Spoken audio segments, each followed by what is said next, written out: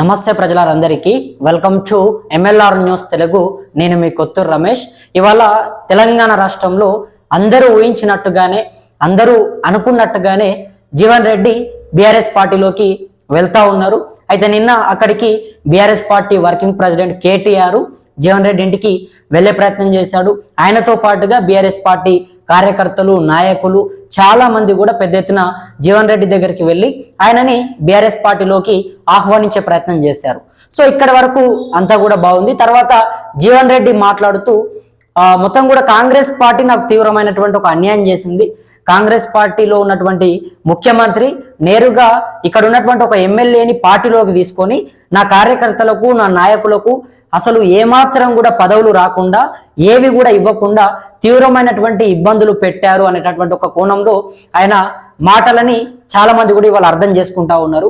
So Jeevan Reddy party మారడం okay గానీ party పైన, ముఖ్యమంత్రి పైన చేస్తున్నటువంటి విమర్శలకు సంబంధించి తెలంగాణ రాష్ట్ర వ్యాప్తంగా కూడా ఇప్పుడు జీవన్ రెడ్డికి పైన కొంత తెలంగాణ రాష్ట్రంలో ఉన్నటువంటి కాంగ్రెస్ పార్టీ మంత్రులు, సీనియర్ నాయకులు కూడా మండిపడతా ఉన్నారు. సో అసలు వాళ్ళు ఏం మాట్లాడుతూ ఉన్నారు ఏందనేది మనం మాట్లాడుకునే ప్రయత్నం చేద్దాం.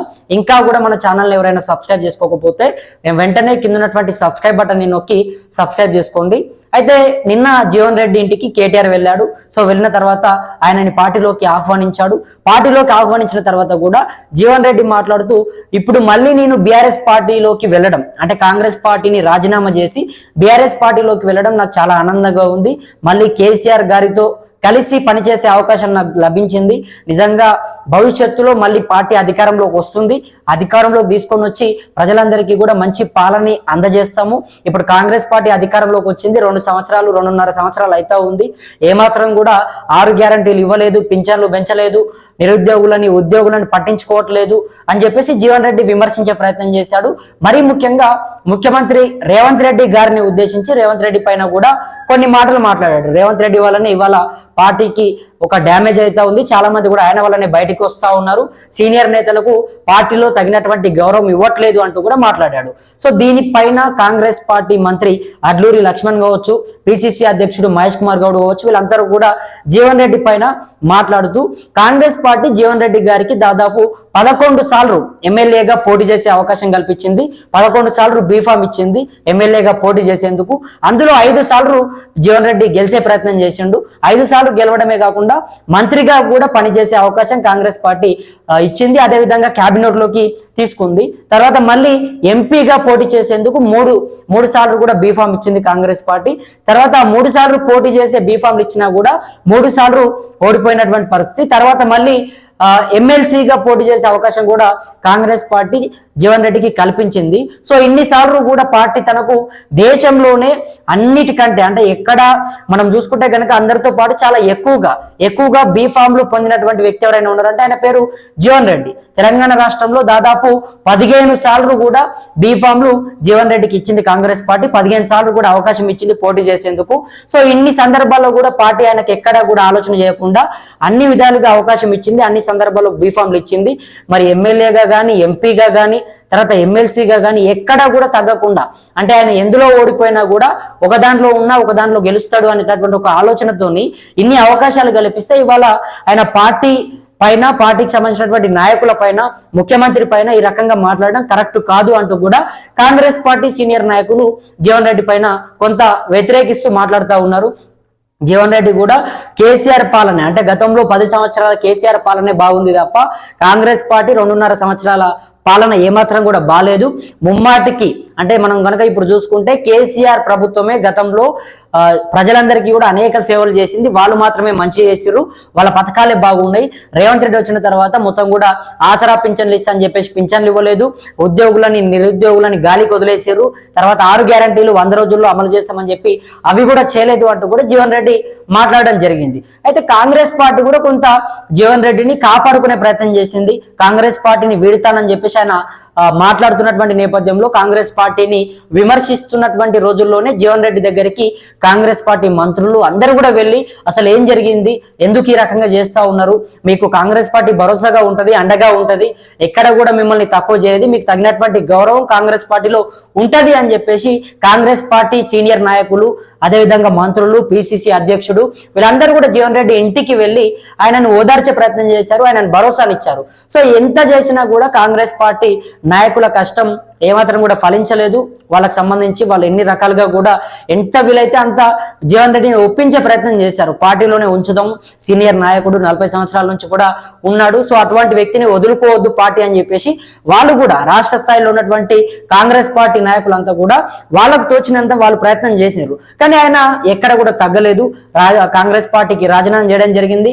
రాజీనామా చేసిన తర్వాత మళ్ళీ ఇప్పుడు నిన్న అక్కడికి కేటీఆర్ వెళ్ళడం జరిగింది. కేటీఆర్ వెళ్ళిన తర్వాత ఆయనను కలిసి మొత్తం కూడా నేను బీఆర్ఎస్ పార్టీలోకి వస్తా, బీఆర్ఎస్ పార్టీ నాకు మళ్ళీ ఒక మంచి అవకాశం కల్పిస్తే కనుక ఖచ్చితంగా నేను ప్రజలకు సేవ చేస్తా, బీఆర్ఎస్ పార్టీతోనే మళ్ళీ తెలంగాణ రాష్ట్రానికి ప్రజలకు అందరికీ కూడా మేలు జరుగుతుంది.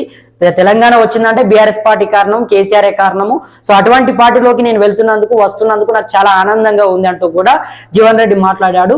At the same time Revanth Reddy ముఖ్యమంత్రిని ఉద్దేశించి ఆయన చాలా మంది సీనియర్ నాయకులకు మోసం చేస్తా ఉన్నాడు.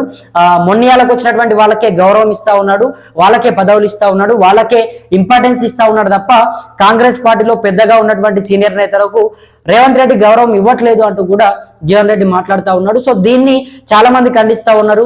ఇక ఎవరైతే బీజేపీ పార్టీకి సంబంధించినటువంటి కూడా ధర్మపురి అరవింద్ గాని అంతా కొంత మాట్లాడుతూ ఉన్నారు. వాళ్ళు కూడా జీవన్ రెడ్డి తొందరపాటు నిర్ణయం తీసుకో ఉన్నాడు, సో ఆ నిర్ణయం మంచిది కాదు, కొంత ఆలోచన చేసేది ఉండే అని చెప్పేసి వాళ్ళు మాట్లాడుతూ ఉన్నారు. సో ఏది ఏమైనప్పటికీ జీవన్ రెడ్డి మాత్రం పార్టీ మారుతున్నట్టు తెలుస్తా ఉంది. ఇవాళ ఆయన కేసీఆర్ ని కూడా కలిసే ప్రయత్నం చేస్తా ఉన్నాడు. కేసీఆర్ ని కలిసి దాదాపు ఒక గంటన్నర సమయం కూడా ఆయన కేసీఆర్ ఇచ్చినట్టుగా తెలుస్తుంది. మధ్యాహ్న భోజనానికి బీఆర్ఎస్ పార్టీ చీఫ్ అధినేత కేసీఆర్ కూడా జీవన్ రెడ్డిని ఆహ్వానించినట్టుగా కొంత సమాచారం అందుతుంది. మరి ఇవాళ మధ్యాహ్నం కేసీఆర్ దగ్గరికి జీవన్ రెడ్డి వెళ్ళబోతా ఉన్నాడు, కేసీఆర్ ని కలవబోతా ఉన్నాడు. మధ్యాహ్న భోజనంలో ఇద్దరు కూడా తెలంగాణ రాష్ట్రానికి సంబంధించి రాష్ట్ర రాజకీయాలకు సంబంధించి చర్చించుకోబోతా ఉన్నారు. మళ్ళీ అదే విధంగా జీవన్ రెడ్డికి కాంగ్రెస్ పార్టీలో జరిగినటువంటి అన్యాయానికి సంబంధించి కూడా, జీవన్ రెడ్డి కార్యకర్తలకు జరిగినటువంటి అన్యాయానికి సంబంధించి కూడా జీవన్ రెడ్డి కేసీఆర్ తో చెప్పే ప్రయత్నం చేస్తా ఉన్నాడు. సో మరి కేసీఆర్ తో మాట్లాడబోతా ఉన్నాడు అనే వార్తలు వస్తా ఉన్నాయి. కేసీఆర్ ని కలిసి మరి ఆయన ఏం చెప్తాడు? ఇప్పటికే కాంగ్రెస్ పార్టీ పైన ఆయన విమర్శలు చేస్తా ఉన్నారు. మరి కాంగ్రెస్ పార్టీ నాయకులు మాత్రం అన్ని విధాలుగా కూడా జీవన్ రెడ్డికి అవకాశాలు ఇచ్చింది కాంగ్రెస్ పార్టీ. ఇన్ని అవకాశాలు ఇచ్చినా కూడా కాంగ్రెస్ పార్టీ పైన జీవన్ రెడ్డి ఈ రకంగా మాట్లాడడం అనేది పద్ధతి కాదు. ఒక సొంత తల్లి పాలు దాగి రొమ్మ మీద గుద్దినట్టు తనినట్టుగా చేయొద్దు. సో కాంగ్రెస్ పార్టీ అన్ని విధాలుగా అంటే ఎన్ని సందర్భాల్లో వీలైతే అన్ని సందర్భాల్లో దాదాపు 11 సార్లు ఎమ్మెల్యేగా పోటీ చేసేందుకు బీఫామ్లు ఇచ్చింది, 3 సార్లు ఎంపీగా పోటీ చేసేందుకు బీఫామ్లు ఇచ్చింది, తర్వాత ఎమ్మెల్సీగా కూడా పోటీ చేసేందుకు బీఫామ్ ఇచ్చింది. మొత్తం మీద 15 సార్లు కూడా బీఫామ్లు కాంగ్రెస్ పార్టీ జీవన్ రెడ్డికి ఇచ్చింది. సో అన్ని సార్లు బీఫామ్లు ఇచ్చి అన్ని సార్లు పోటీ చేసేందుకు అవకాశం కల్పించినటువంటి వ్యక్తి. సో అటువంటి వ్యక్తి మళ్ళీ కాంగ్రెస్ పార్టీని తిడుతూ, ముఖ్యమంత్రిని తిడుతూ ఈ రకంగా చేయడం కరెక్ట్ కాదు. కాంగ్రెస్ పార్టీ మంచిగా పాలన అందిస్తా ఉంది, అన్ని విధాలుగా ముందుకెళ్తా ఉంది. 200 యూనిట్ల కరెంటు కానీ, అదే విధంగా ఇంకా ఏదైతే ఫ్రీ బస్సు కానీ, సన్న బియ్యం కానీ అన్ని విధాలుగా కూడా రైతులను ఆదుకుంటూ ముందుకెళ్తా ఉంది. ఉద్యోగాలు ఇస్తూ ఉద్యోగులందరికీ కూడా, యువకులందరికీ కూడా, నిరుద్యోగులందరికీ కూడా ఆదుకుంటా ఉంది. సో అటువంటి పార్టీ పైన బురదజల్లి మీనేసే ప్రయత్నం చేయొద్దు, బట్టగాల్చి మీనేసే ప్రయత్నం చేయొద్దు అంటూ కూడా కాంగ్రెస్ పార్టీ నాయకులు ఇప్పుడు చెప్తా ఉన్నారు. ఒకవేళ మీరు వెళ్ళాలనుకుంటే వెళ్ళొచ్చు, మాకేం ఇబ్బంది కాదు, కాకపోతే రేవంత్ రెడ్డి గారి పైన, కాంగ్రెస్ పార్టీ పైన విమర్శలు చేయడం కరెక్ట్ కాదంటూ కూడా కాంగ్రెస్ పార్టీ జీవన్ రెడ్డి వ్యాఖ్యలను అయితే తీవ్రంగా రాష్ట్ర స్థాయిలో కూడా వ్యతిరేకిస్తున్నట్టు తెలుస్తా ఉంది.